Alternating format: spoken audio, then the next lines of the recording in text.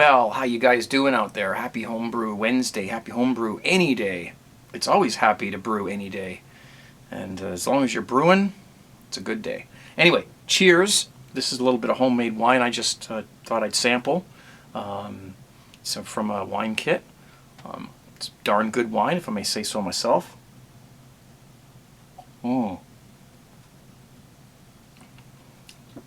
cooked with this the other day, and I made a sauce for, what were we having? It was chicken breasts. I made chicken breasts, and I seasoned them, and I made like a sauce for them out of onions, green peppers, garlic, and red wine. I might have thickened it with a little bit of something, maybe cornstarch solution, to make a nice sauce. And the sauce made with the wine was just unbelievable. I put it on the chicken breasts, and the kids were going crazy. So great to drink, but also a great thing to use in cooking. Okay, as I promised last week, I was going to make do a little bit of a brewing video. But rather than me make two separate videos, I figured I would just incorporate this into this brewing video, into this Homebrew Wednesday video. Well, I wasn't sure how I was going to do that, so I picked up this little box here. This box is it's like a, well, just think of like Back to the Future kind of thing, you know. What I can do is I can change this video from a Homebrew Wednesday video into a easy home brewing video, just with a few simple settings. So I'm going to switch that mode switch over there. That goes over to there. That's for the sort of the home brewing side of things. And then we need to adjust this phase converter. That needs to go up just a bit.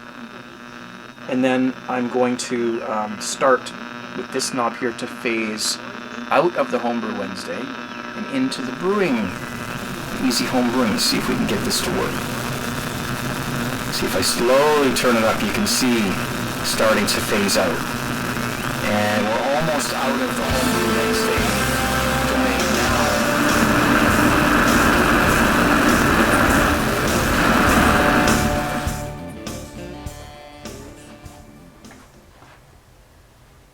It worked. Well, this is really cool. This is awesome. Look, they even gave me a nice big homebrew. Cheers. That thing's worth its weight in gold. We'll just put that right over there. We're going to need it to get back later. Okay, so Pedro the Welder. You see the label? Okay. This was sent to me by Glenn. His name is 82Mako20 on my live broadcast, which if you haven't checked out yet, I don't know what we got to do to get you in there one Friday night just to see what goes on. Anyway, what have we got? I had it turned around this way actually when I was looking through it. We've got some sugar here. I don't know if this is priming sugar or to be added to the beer. Either way, it's going to get added anyway, because why not? If it's priming sugar and you're not bottling your beer, then just add it to the beer. It would have been in there anyway, so. Okay, now, here's the thing. We've got a couple of packages of Centennial hops here.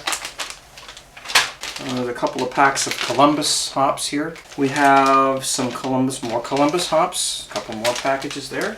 Another Columbus hop bag there. Simcoe hop bag. Simcoe. Four packs of Simcoe hops, which brings me to a grand total, if I've counted properly. 1, 2, 3, 4, 5, 6, 7, 8, 9, 10, 11 ounces, I think. Unless one of them's a half ounce, I'm not sure, but I have to check the instructions to figure out the hop schedule. Needless to say, this is probably going to be dry hopped because I can't imagine adding all this to the pot. But I will follow the instructions and I'll let you know what we've got. So very cool instructions there. By the way, the people who put this kit together, thank you for doing such a great job at it. It's the DeFalco's. So next we have, this is just some yeast nutrient, some water salts. I don't usually bother with them, but they're here, so we're going to use them. All right. Funny, somebody asked me about that the other day, if I use those kinds of things. Here's our, this is our malt. I don't know exactly what's in this, but this is vacuum packed, and all I have to do is open it, and it's already in a muslin bag, ground up, ready to go. Okay. And last but not least, some beautiful liquid malt extract. So that will have to get warmed up in a pot or something so we can pour it out easy. Okay, so there, that's what we've got. I'm going to check my instructions and brew this beer. Let's give it a whirl. Okay, I've got my water on. I'm going to heat this up. I've got my all my hops sorted according to schedule when they have to be added. Seems to me there's an extra package of Simcoe hops here that aren't scheduled to go in, so I'll probably just save those for some other thing, because I've got them all laid out, read the instructions 3 times, and there it is. I don't know if you can see that, but it's all sorted. Here we've got the bag already of the grains. I'm just going to put it in the description down below what is in this, because I'll read it off of there and I'll put it in there. So it smells, it smells so good. It smells great. So we're going to bring this water up to 165 or something like that. I'm going to swing the camera that way a little bit so we can see what we're doing, and we're going to steep these grains for about 30 minutes. I always do late malt additions. I'm not going to add this whole thing of liquid malt extract to that 3 gallons of water. Ain't going to happen. So I will leave some of this until the end of the boil. And I've got a second pot over here too to rinse the grains once they're steeped, so we can have like a sparge thing. This is a partial extract brew, so easy to do on the stove. And of course, when you've got a home brew, I hope they give me another one of these when this one's done, because it's probably going to take about 3 of these to get this thing brewed up. Okay, our water is at 165, so now, without making too much of a mess, I'll transfer these. I've turned off the heat, of course. And that's a lot of grains in there. That's going to be amazing. Wow. There, just going to make sure the water all gets into between all the grains. You know, they get spread out a little bit. But no, that's absolutely perfect. This isn't crucial because we're not mashing. We're actually just steeping the grains. All right, so, basically here's my setup. I've got my pot here with my grains steeping. Whoops. Got a second pot here when the lens clears up. That's to sparge or rinse the grains in some hot water to get everything out of them. So that's just sort of set up. There's my tripod there, and my hops and everything else I need. And my yeast is still in the fridge. I'll get it out and I'll get it into a situation where it's being rehydrated. And there's my hat. Okay, it's been about half an hour. Somehow we gotta get this thing out of here. I forgot to leave the one end of it loose, but there we go. There we have it. Alright, and this is where we start to make a mess. I have a pot of water here that's been heated to 160. And what I'm going to do is grab the lid and see if I can avoid making too much of a mess here. There we go. Just get that into the I guess what you would call the sparge water, rinse water. Just to rinse the grains and get all the stuff out of them. Whoops. And now we can turn on the heat and start boiling this wort here, partial wort. Let it drain for a minute. And we're just going to put it in this bowl, and I'm not going to throw this out. You can compost this. You can feed your pets with it. You can make cookies for your pets with it.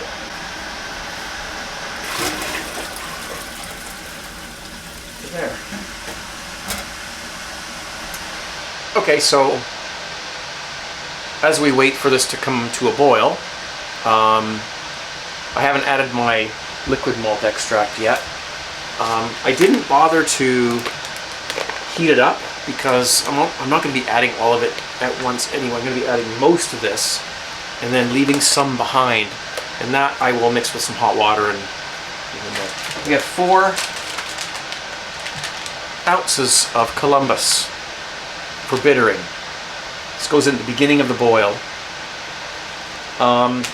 They want me to add 3 1/4 ounces. So that boils for 45 minutes with all those hops. And then another bittering addition happens after 45 minutes. This is a 90-minute boil. Okay? So that goes in. Sorry, no, the rest of the last quarter of this, or whatever it is, 3/4 of it goes in at 45-minute mark, 45 minutes into the boil.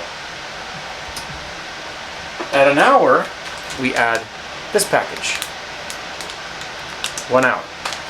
We let it boil for another 30 minutes. I think this is the way it's supposed to go. We'll follow it along as we go. And then at flame out, as they call it, when you turn off the heat after an hour and 30 minutes, then I add these 3. Wow.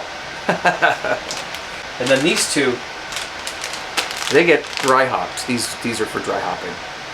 4 days into the fermentation, I will add these. It says to crush them, so I'll get my mortar and pestle out and I'll crush them. I am going to use a bag to add my hops this time because there's so much hops. There's going to be a lot of debris. Otherwise, I'm going to have like a shoot load of sediment at the bottom. So see how that goes. Oh, and I almost forgot. Cheers.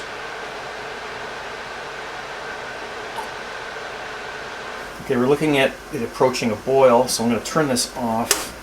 And I've been holding this like this for a while so I can get it all down at the bottom. That way when I cut it, we're not going to make too much of a mess. Okay. There we go.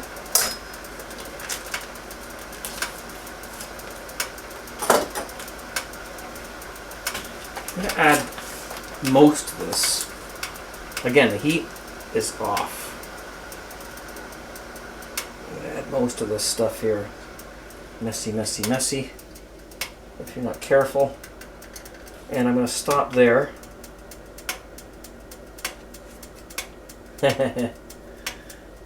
And let that just. And we're just gonna leave the rest of it until the end. And I'm not doing a full 5-gallon boil, so that is fine. And let's give that a good stir so that we... Hey guys, just want to take this little time out to make a shout out here to Earl, or Rand Brew Crew is his name in the forum and the on Vaughn Live, and he's handsomely sporting one of my CraigTube t-shirts in this photograph. And also his wife bought him this great plaque, or I guess had it made for him, this plaque for Christmas, which he has nicely hanging over his kegerator there. And there's a close-up shot of that. So hey, awesome stuff. The wives are watching what we do, you know, they like to buy things for us. That's awesome. And I think that was inspired by a wooden sign that I had carved for me a while ago, which I still have. And I'm probably going to be rehanging that one up very soon because it's just kind of sitting on a shelf. So there you go. There you have it. Now let's go back to brewing. Thank you. There we go. Now we can turn the heat back on, and it's really, again, just waiting for it to come to a boil. A lot of this is just waiting. Whoops. Got a little whirlpool going on here. There we go. From here on in, it's basically really just boiling it and adding our hops at the appropriate times. There's not really much else to do. Also, once I add the hops and get the boil under control, great time to get my fermenter ready and sanitized. Our bittering hops into this bag so that we don't completely destroy the bottom layer of the wort. So this is all going in. 3 ounces of Columbus. This is a 15-odd% alpha acid hop, so it's very powerful hops here. And keep an eye on the, yep, gotta turn the heat down a little bit. The bag, of course, is gonna swell up like that because of all the foam. And this is one of the things that, you know, I don't like about using this bag for this is that it does, you know, inhibit your, like, I mean, look at how it's just blowing up all over the place. But in the end, we're really going to look at the color of that. In the end, we're going to have a much better time if we can remove all the hop debris. Now, the last package, the 4th package, we're just going to add a little bit of it.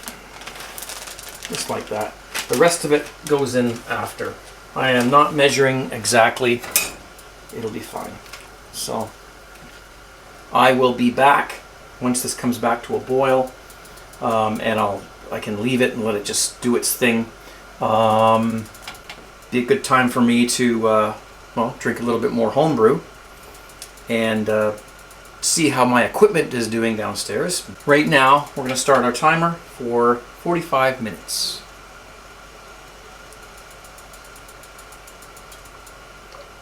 Alright, I don't normally brew with this much hops, so leaving this thing completely on like this, I keep getting boilovers.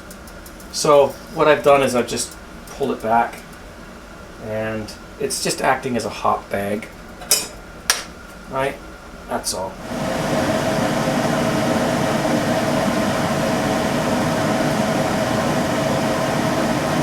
I'm going to add the next little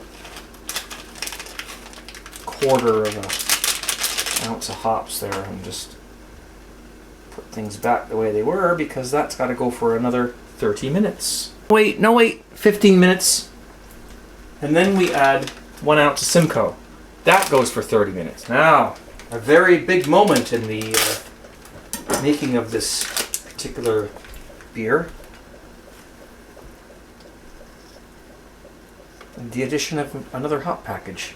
1 ounce of Simcoe. Well, the instructions say to rehydrate the yeast, so I will. A little bit of water in a cup, in the microwave for a couple minutes, bring it to a boil.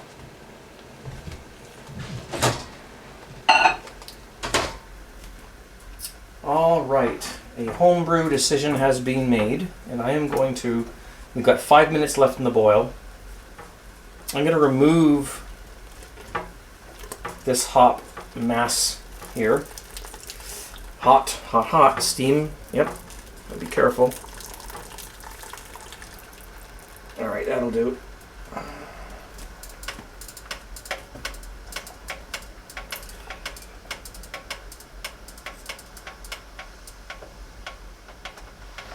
It's a bit messy, yep, hands get sticky, but there we have it, best we can do.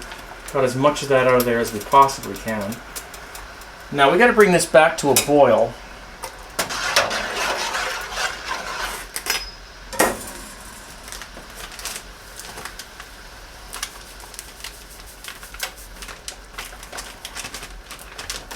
Just going to bring it back up to the boil and add our last hop additions before we flame out. Yep, I almost forgot. This is Centennial 1 ounce. In the instructions, it doesn't mention a bag at all, so at least we did it partially. There's more hot bags there. There we have it. Let's give that a little stir.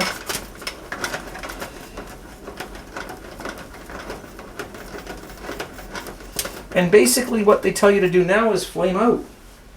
Now once I get this chilled down, I'm not going to show the part where I take it downstairs, top it up with tap water, pitch the yeast. All right, which I've already rehydrated, by the way, which I didn't show that part, sorry. It's all just pretty standard stuff. So I think what we need to do now is get tuned back into Homebrew Wednesday.